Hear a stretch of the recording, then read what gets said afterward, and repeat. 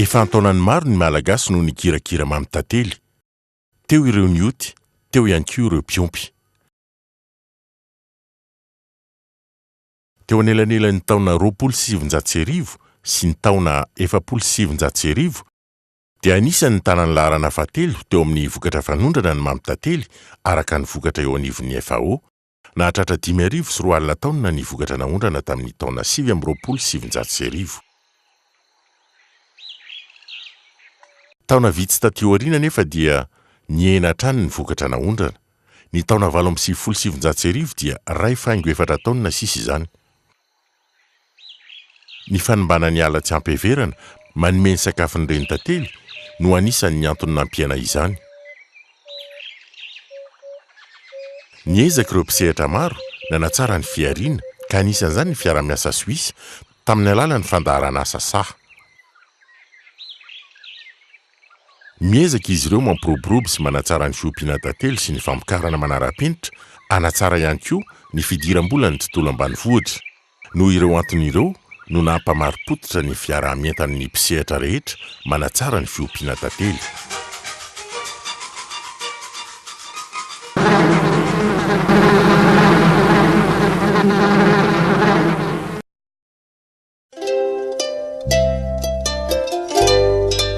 Ny ministera ny fambolena sy ny fiompiana dia miezaka mametraka ny fiompiana tantely anisan'ny politika anatsarana ny fidiram-bola ny tontolo ambanivohitra sy ampidiram-bola ivelany ary koa ny anatsarana ny tontolo iainana.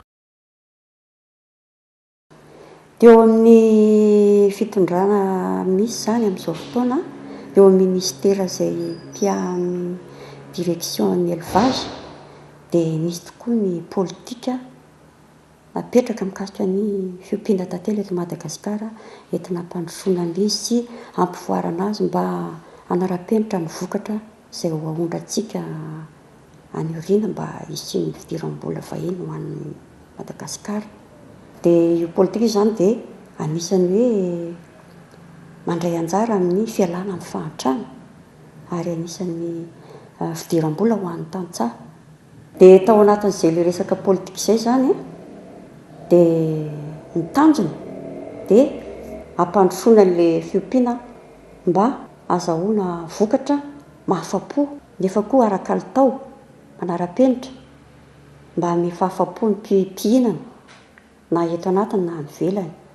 Dia faharoan'izay koa anisan'ny tanjona tamin'izay koa dia ny anatsara ihany koa sy mampitombo ny ambaindain'ny tontolo manodidina indrindra zany amin'ny ala izay miantoka ny fahaveloman'ny tantely.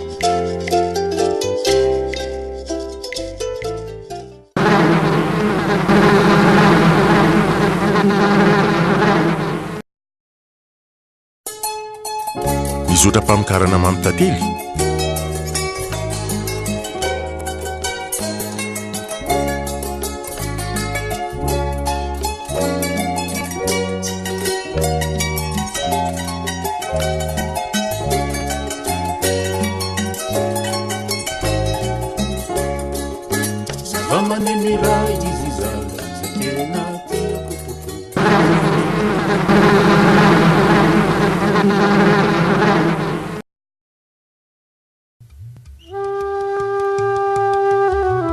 Ny fiarovana ny tontolo iainana sy ny fambolena ireo voly manome vovombony iveloman'ny tantely no antoka mampahomby ny fiompiana reny tantely sy amokarana mamy tantely manara-penitra sy betsaka. Efa tsy ampany mpiomby fa tsy ampy intsony ireo hazo manome vovombony noho ireo fanimbanany ala tsy ampeverana. Niezaka araka izany izy ireo namboly hazo maro karazana toy ny fihinam-boa sy ny voninkazo.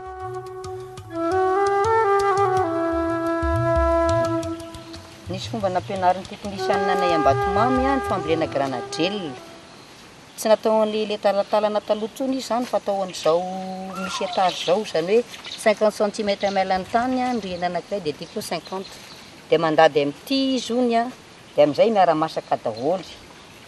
Dia ny antony mampatonga ny fikambanana Ambatomamy mamboly azy izy zany indroa anatin'ny taona no mamelana.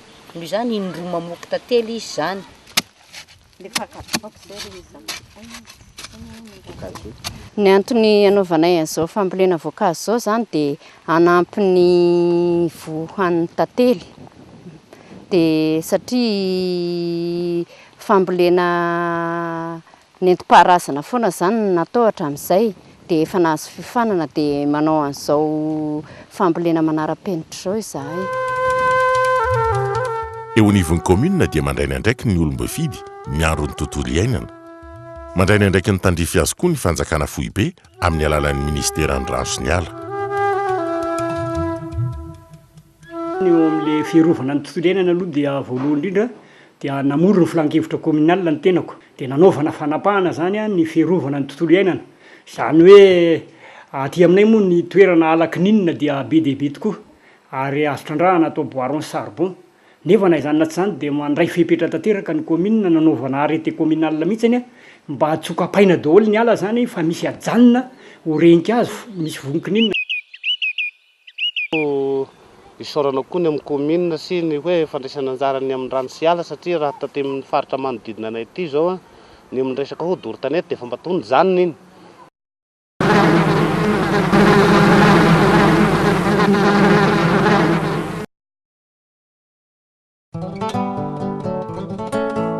Ny fampandrosoana tsy vita raha tsy miara-mientana ny rehetra.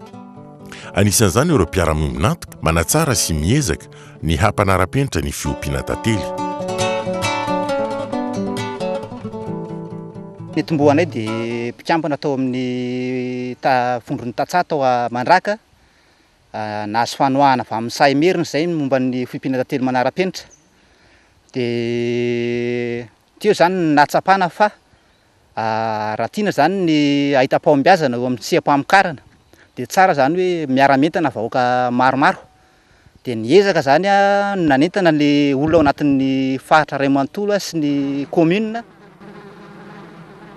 Raha ny resaka momba ny fiompiana tantely moa zany atao anatin'ny commune Ambatolaona dia raisin'ny be ny tanàna anisan'ny andraikitra goavana mihitsy satria zava-dehibe loatra le fiompiana tantely atao anatin'ny commune. Satria azo lazaina fa fidiram-bolan'ny isa-tokantrano aloha izy io ary manarak'izay ihany koa dia fivelaran'ny fiainana izay ao isam-baravarana.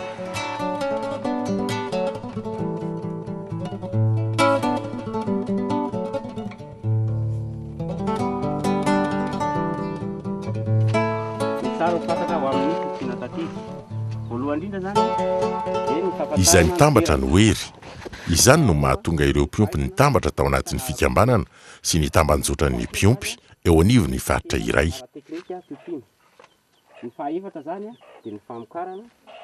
Ny fampifondronana ihany koa dia ahafahana mifehy tsena sy hanarahana ny fiompiana sy hamokarana mamy tantely manara-penitra. Ireo no atao dia mba ho matianina ny mpiompy tantely.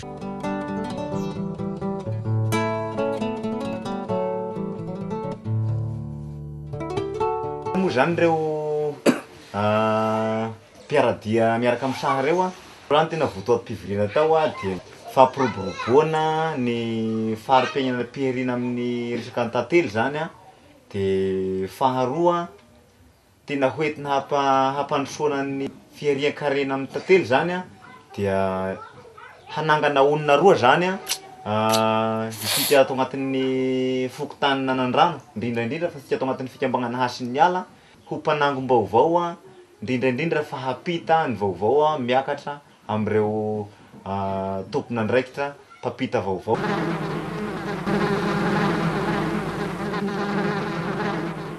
Rehefa nikaontoha zany ny samy mpiompy tantely rehetra dia hoa andao hatambatra ny herintsika zany mba ho lasa lavidavitra liezaka sy ny fagnitarana dia nagnitatra ngay zany nanangana ny niditra ao anatin'ny atao hoe tragno be ny Tatsà niaraka tamin'ireo mpiara-miompy natoka moa zany dia ny saha moa zany sy ny teknisianina ny saha zany miaraka aminay ihany tamin'izay fotoana izay. Amin'izao fotoana izao koa zay zany dia efa mikasa sy dia efa manangana ny atao hoe fédération natao faritry Madiala zany hanitarana bebe kokoa nio sehitrasa fiompiana tantely io dia efa mazava ho azy zany fa efa nandray anjara hivondrona ny commune telo ato amin'ny faritry Madiala zany zay ahitana fokotany 270 zany efa samy hanolotra solitaigna zany hikaroka ny vaovao monga manodidina an'ity fiompiana tantely ity.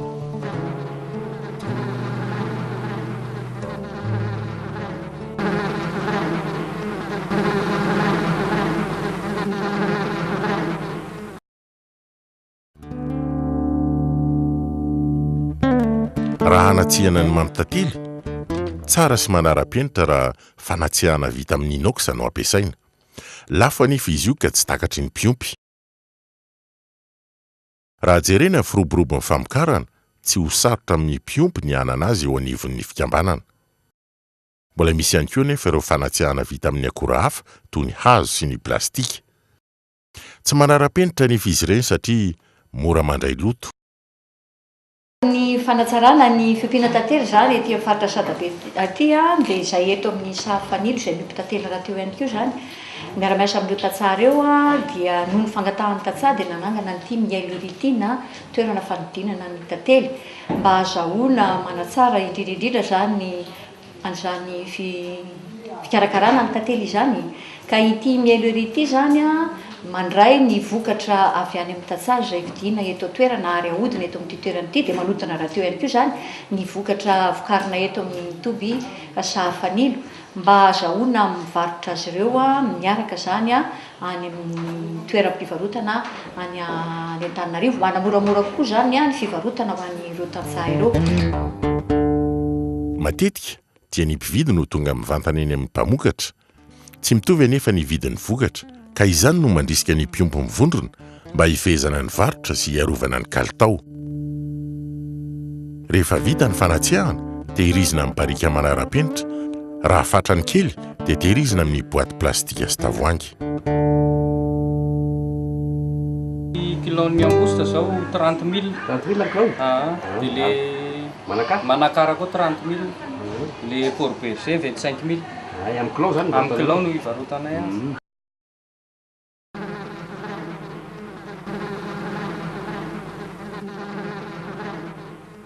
Ny asa tena atao indrindra voalohany zany tsy maintsy mijery fotony zany zay hoe manahoana eny amin'ny tatsasy ny mpikirakira ny tantely rehetra zany azonay mandrafitra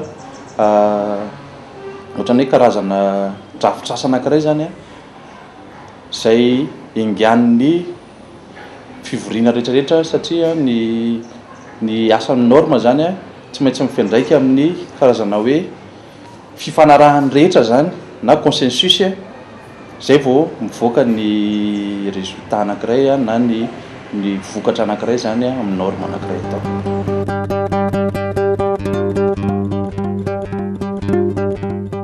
Ireo mpanampy ara-teknika sy arabola, ny SIT, ny SA, ny EDITEC izay namolavola sy nanotany boky misy ny torolalana amokarana mamitantely manara-penitra. Tsapa zany fatahorinan'le fanadiadiana sy ny vokatra azy tamin'izay dia tsaratsara kokoa zany raha mafisina amina boky izay mipetraka koa zany sy azo aparitaka eraky ny mpamokatra zany lay zotra le asa natao tany mizotra piarina famokarana tantely. Dia tao anatin'izay indrindra zany no nanatotosana ity boky ity ny arahana tamin'ny site sy ny tetikasa EDITEC ary ny tetikasa SA. Teo ihany koa ny bureau de norme izay mitandro ny kalitao. Mba hifehezana ny tsena dia ny eto an-toerantsika dia efa mametraka hoe tia no fentrarana mba azotsika mifehy koa ny tsena iraisam-pirenena zany ao aoriana satria amin'izao fotoana zao mbola marihana fa mbola tsy afaka manondrana tantely tsika. Isika ato anatiny no mifampifehy mba tsy hifehezan'ny sasan'ny tsenantsika zany hoe ameny fotsiny ny fipetra zay tsy maintsy arahantsika rehefa manao fifandraisana arabaritsika dia izay no mahatonga an'le hoe atao lasa lalàna le izy mba hoarahany tsirairay zany tokony hanao karazana sensibilisation zany hoe fampahafantarana ireo tantsaha sy mikirakira ny tantely hoe ty fendry tya dia tokony hoarahantsika ary izy io tsy natao ohatran'ny hoe pénalisation ana zavatra ny norme. Tsy zany nefa n'izy io fa vao may manatsara ny fifandraisana simplification na échange zany no tena tanjona aminazy sy vokatra tsara indrindra azo aminao.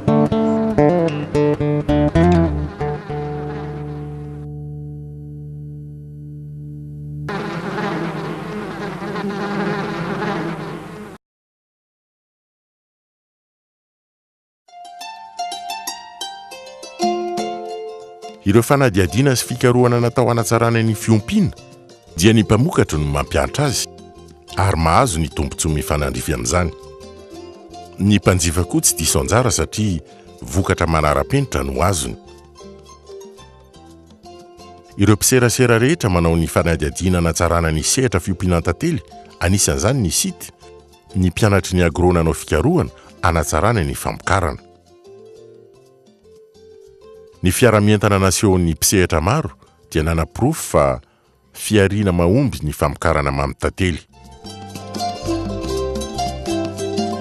Raha ny ara-teknika aloha dia ngamba ny azo lazaina tsara hoe efa miroso hatrany hatrany any amin'ny famokarana manomboka manara-penitra ny mpamokatra tantely malagasy amin'izao fotoana izao. Fa fotsiny ny mbola tsy mahasahana ny mpamokatra tantely rehetra satria na ny filan'ny tsena eto toerana aza dia mbola tsy mahasahana an'izay mivokatra tantelyntsika.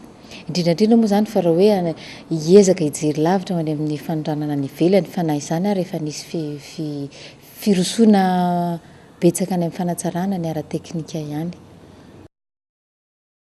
Ny fikarohana nataoko dia momba ny famokarana gelée royale. Le gelée royale zany dia sakafo natokana ho an'ny mpanjaka.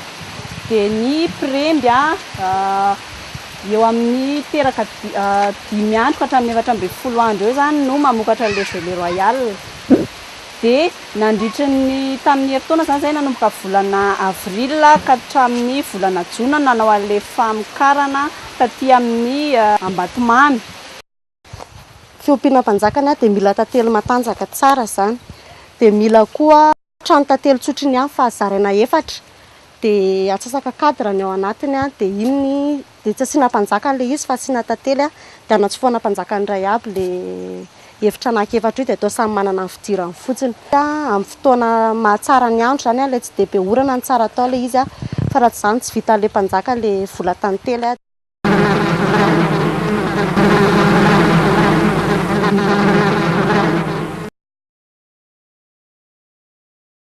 Manao ny andraikiny koa ireo mpisehatra amin'ny andraikitra mifanandrify aminy.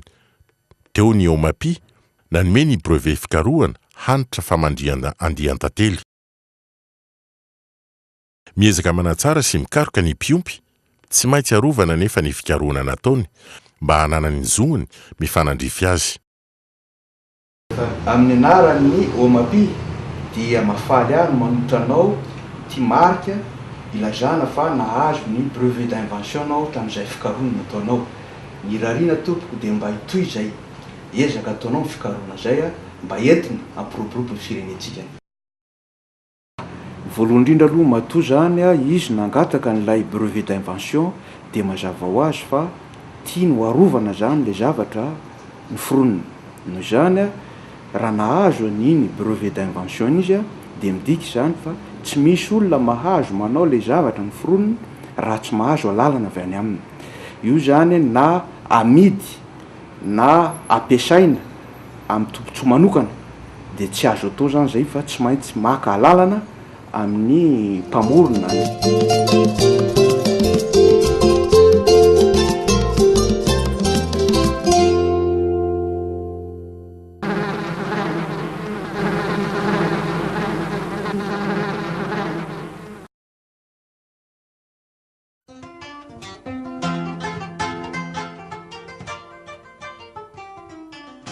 Da misy zany aloha zany lalàna mikasika ny fiompiana manontolo izay nahavoazina no avoazina dia efa mivoaka anisan'ny tafiditra tao ny tantely.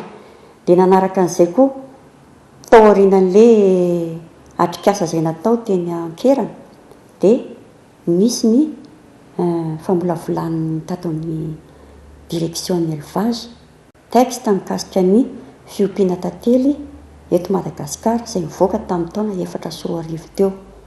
Anisan'ny vokatra voaka avy eo amin'le atrikasa zany zay zavatra izay de efa mivoaka ara-dalàna le izy fa ny fampiarana azy zany no eo an-dalam-panaovana.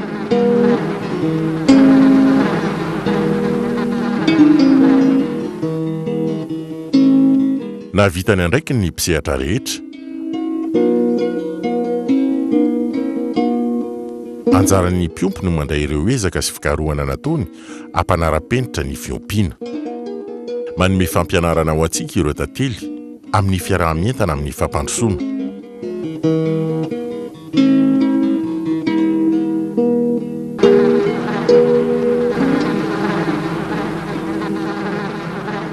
Ny tanjona dia ny atongavana amin'ny fanondranana ny mamitantely andresena ny fahantrana misy any ambanivohitra sy tontolo iainana mirindra.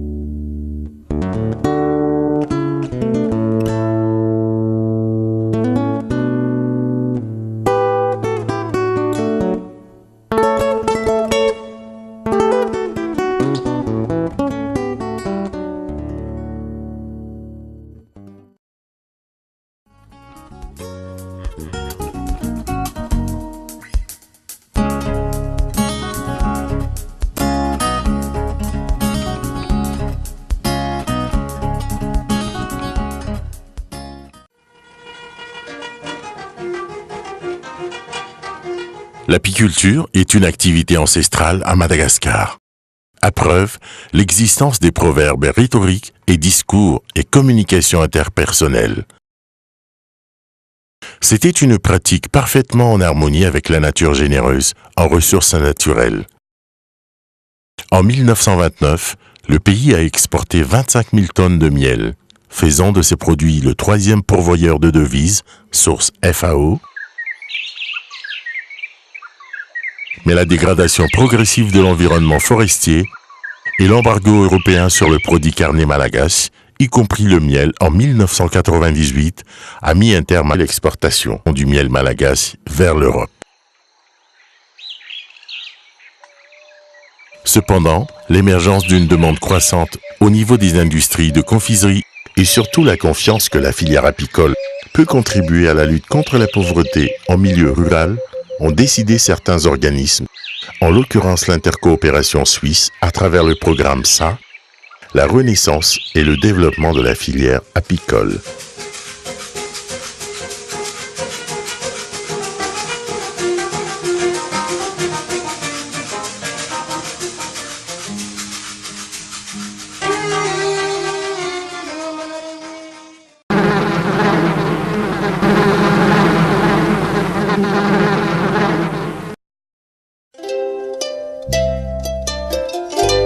Le ministère de l'Agriculture, de l'Élevage a décidé de promouvoir une politique de développement de la filière apicole. L'objectif de cette mobilisation consiste à améliorer le revenu en milieu rural, de préserver l'environnement et relancer l'exportation.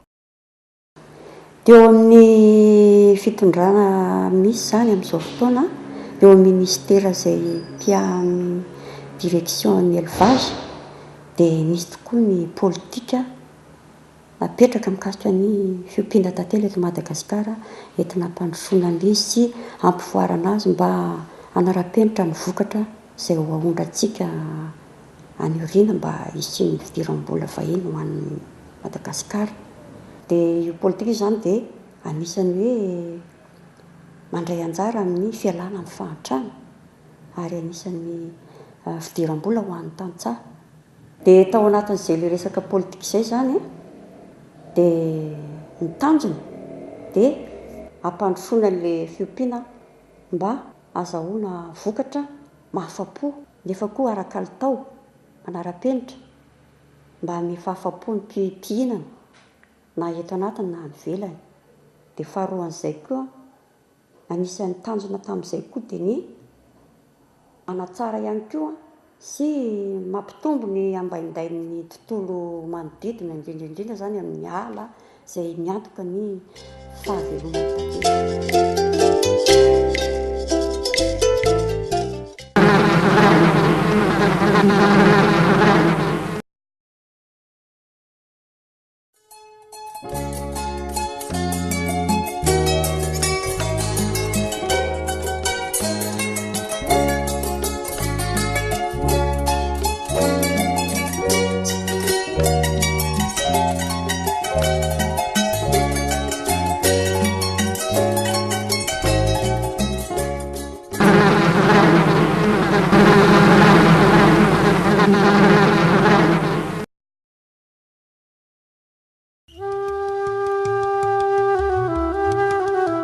Pour préserver les ressources mellifères, le paysan apiculteur engage des pourparlers au niveau des autorités locales, nationales, la commune et le ministère des Eaux et Forêts. Toutes ces actions contribuent à la préservation de l'environnement.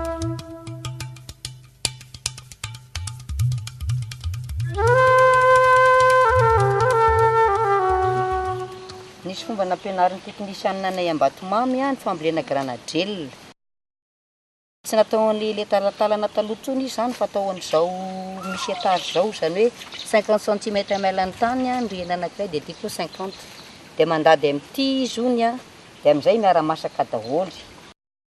Dia ny antony mampatonga ny fikambanana Ambatomamy mamboly azy izy zany indroa anatin'ny taona no mamelana. Noho izany indroa mamoky tantely izy zany.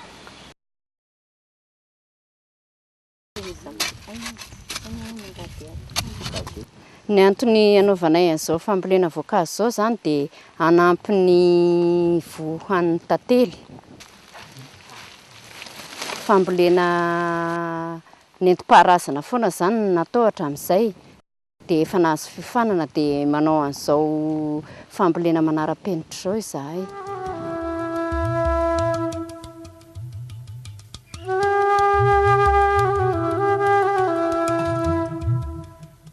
Pour préserver les ressources mellifères, le paysan apiculteur engage des pourparlers au niveau des autorités locales, nationales, la commune et le ministère des Eaux et Forêts.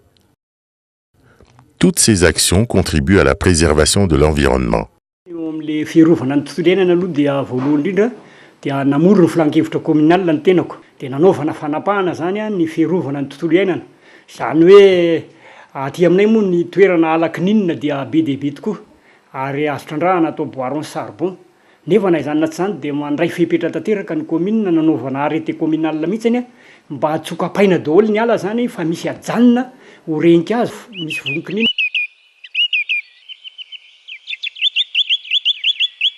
Aloha isaorana koa ny amin'ny commune sy ny hoe fandraisana anjarany amin'ny rano sy ala satria raha taty amin'ny faritra manodidina anay ity zao ny amin'ny resaka hodoron-tanety dia efa mba tony janona iny.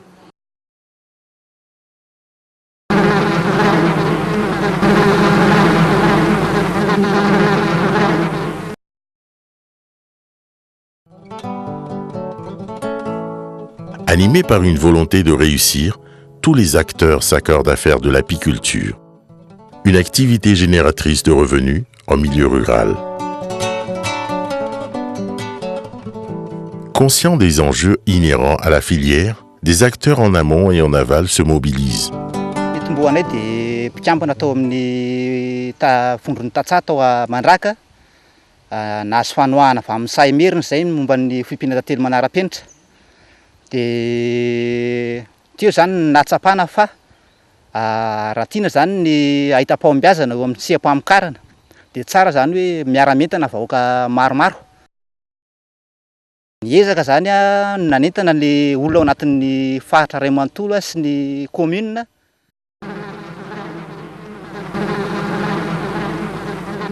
Raha ny resaka momba ny fiompiana tantely moa zany atao anatin'ny commune Ambatolaona dia raisin'ny be ny tanàna anisan'ny andraikitra goavana mihitsy satria zava-dehibe loatra le fiompiana tantely atao anatin'ny commune.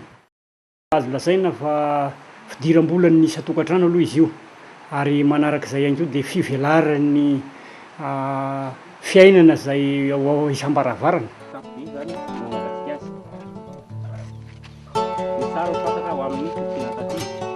Le regroupement de capacité des paysans apiculteurs passe par le regroupement des intéressés. Une centaine de groupements ou d'associations d'apiculteurs, y compris les petits exploitants, travaillent en étroite collaboration.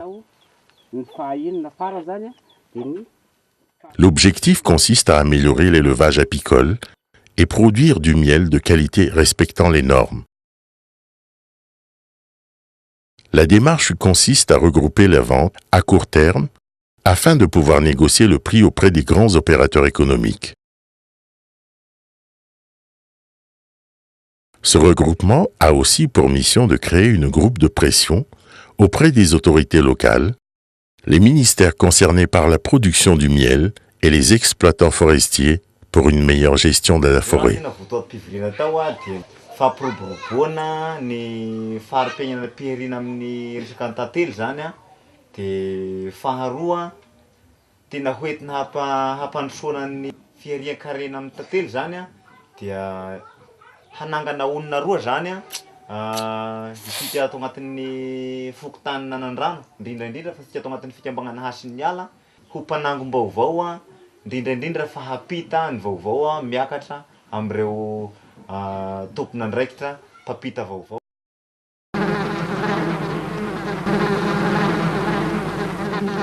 Rehefa nikaontoa zany ny samy mpiompy tantely rehetra dia hoa andao hatambatra ny herintsika zany mba ho lasa lavidavitra ny ezaka sy ny fagnitarana dia nagnitatra ngay zany a nanangana ny niditra ao agnatin'ny atao hoe tranobe ny Tatsaha niaraka tamin'ireo mpiara-miombonatoka moa zany dia ny saha moa zany sy ny teknisianina ny saha zany miaraka aminay ihany tamin'izay fotoana izay.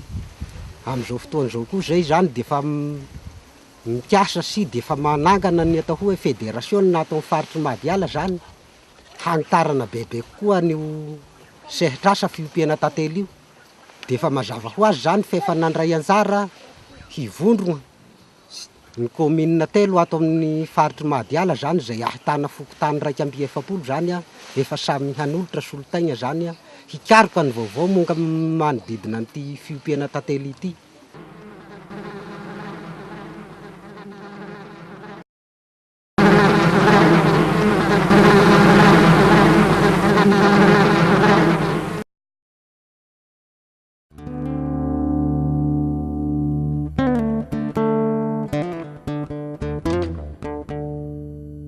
La collecte se fait avec le respect de l'hygiène de propreté. L'extraction évolue considérablement. L'extracteur en bois qui n'est pas conforme aux normes de qualité a été abandonné au profit d'un extracteur en inox. Ainsi, les consommateurs auront un produit de qualité. Ny fanatsarana ny fiompiana tantely zany ety amin'ny faritra Sadabe aty a dia izay eto amin'ny sahafanilo izay miompy tantely raha teo ihany koa zany miara-miasa amin'ireo Tatsara eo a dia noho ny fangatahan'ny Tatsara dia nanangana an'ity miailoritina toerana fanodinana ny tantely mba azahoana manatsara indrindraindrindra zany an'izany fikarakarana ny tantely izany ka ity miailority zany a mandray ny vokatra avy any amin'ny Tatsara izay vidina eto toerana ary ahodina eto amin'ity toerana ity dia manodina raha teo ihany koa zany ny vokatra vokarina eto amin'ny Toby sahafanilo mba azahoana mivarotra azy ireo a miaraka zany a any amin'ny toeram-pivarotana any Antananarivo mba hanamoramora kokoa zany a ny fivarotana ho an'ireo tantsaha ireo.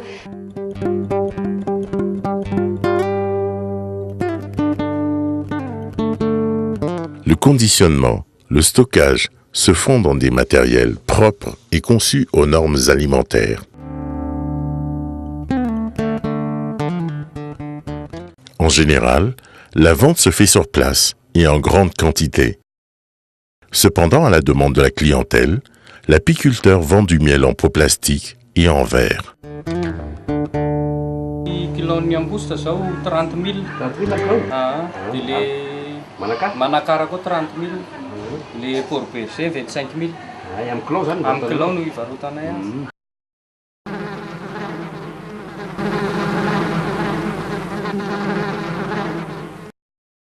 Ny asa tena atao indrindra voalohany zany a tsy maintsy mijery fotony zany zay hoe manahoana eny amin'ny Tatsara sy ny mpikirakira ny tantely rehetra zany azonay mandrafitra ohatran'ny hoe karazana drafitrasa anankiray zany a zay ingian'ny fivoriana rehetrarehetra satria ny asan'ny norme zany a tsy maintsy mifandraika amin'ny karazana hoe fifanarahan'ny rehetra zany na consensus zay vao mivoaka ny résultat anankiray na ny vokatra anankiray zany amin'ny norme anankiray atao.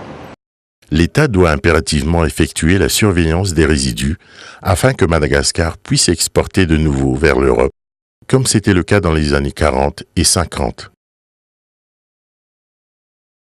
Toutes ces collaborations d'acteurs mènent à la reconnaissance de l'apiculture, qui est un secteur générateur de revenus et pourvoyeur de devises. Tsapa zany fatahorinan'le fanadihadiana sy ny vokatra azy tamin'izay dia tsaratsara kokoa zany raha mafisina amina boky izay mipetraka koa zany sy azo aparitaka eraky ny mpamokatra zany lay zotra le asa natao tany mizotra piariana famokarana tantely. Dia tao anatin'izay indrindra zany no nanatotosana ity boky ity niarahana tamin'ny site sy ny tetikasa Editech ary ny tetikasa SA.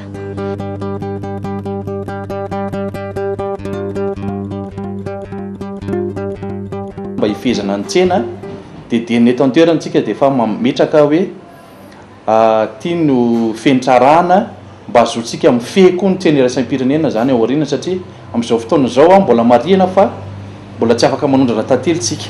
Isika ato anatiny no mifampifehy mba tsy hifehezan'ny sasan'ny tsenantsika zany hoe ameny fotsiny ny fipetra zay tsy maintsy arahantsika rehefa manao fifandraisana arabasotsika dia izay no mahatonga an'le hoe atao lasa lalàna le izy mba ahorahan'ny tsirairay zany tokony hanao karazana sensibilisation fampahafantarana ireo tantsaha sy mikirakira ny tantely hoe ty fendry tya dia tokony hoarahantsika ary izy io tsy natao ohatrany hoe pénalisation ana zavatra ny norme tsy zany nefa n'izy io fa vao may manatsara ny fifandraisana simplification ana échange zany no tena tanjona aminazy sy vokatra tsara indrindra azo amin'ny norme.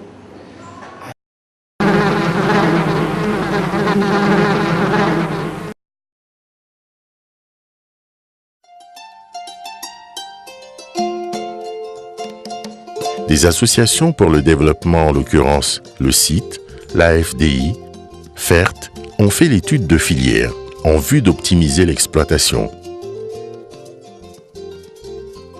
Toutes ces synergies d'acteurs contribuent à la renaissance de l'apiculture à Madagascar.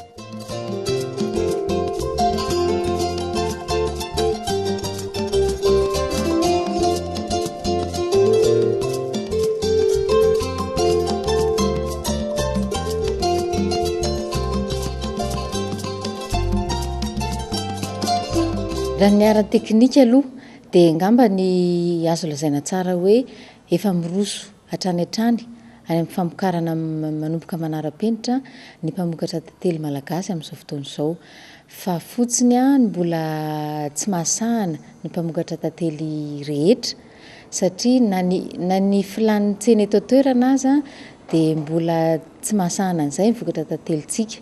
Indrindrandrindra moa zany fa raha hoe hiezaka hijery lavitra any amin'ny fanondranana ny ivelany fa na izany rehefa nisy firosoana betsaka any amin'ny fanatsarana ny ara-teknika ihany. L'implication des organismes d'appui tels que le site, l'agro, au niveau de la production, va dans le sens de l'amélioration et respect de normes de qualité. Dia fikarohana nataoko dia momba ny famokarana gelée royale. Le gelée royale zany dia sakafo natokana ho an'ny mpanjaka. Dia ny premby eo amin'ny teraka 5 andro ka hatramin'ny 7 andro eo zany no mamokatra le gelée royale.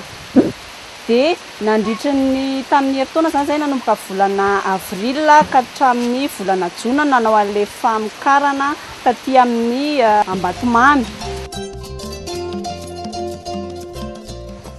Fiompiana mpanjakana dia mila tantely matanjaka tsara zany. Dia mila koa trano tantely tsotra ny fahazarana 4 dia atsasaka cadre ny ao anatiny dia iny dia tsy asiana mpanjaka le izy fa asiana tantely dia anatsofoana mpanjaka ny iray aby hevitra anankiefatra io dia atao samy manana ny fidirany fotsiny. Amin'ny fotoana mahatsara ny andro zany ilay tsy dia be orana ny tsara atao ilay izy fa raha tsy izany tsy vitan'ilay mpanjaka ilay vola tantely.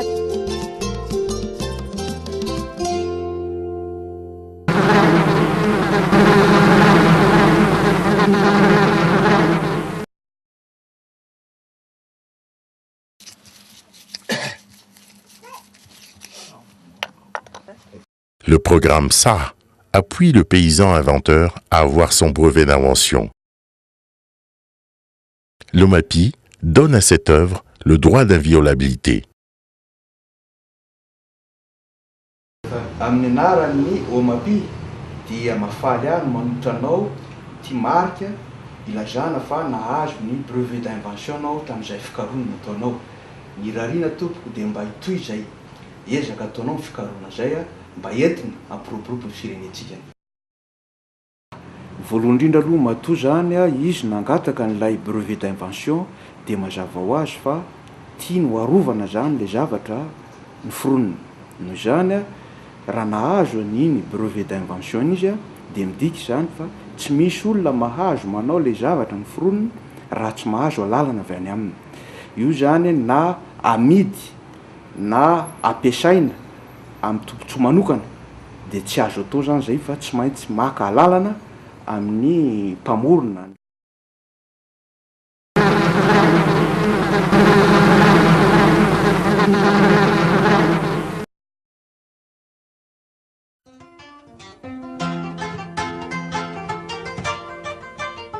Fa misy zany aloha zany lalàna mikasika ny fiompiana manontolo izay nahavoazina no avoazina dia efa mivoaka anisan'ny tafiditra ao ny tantely. Dia nanaraka an'izay koa tao aorianan'ilay atrikasa izay natao teny Ankerana dia misy ny fambolavolan'ny tato amin'ny direction élevage texte mikasika ny fiompiana tantely eto Madagasikara izay mivoaka tamin'ny taona 2004 teo. Dia efa mivoaka ara-dalàna ilay izy fa ny fampiarana azy zany no eo an-dalam-panaovana.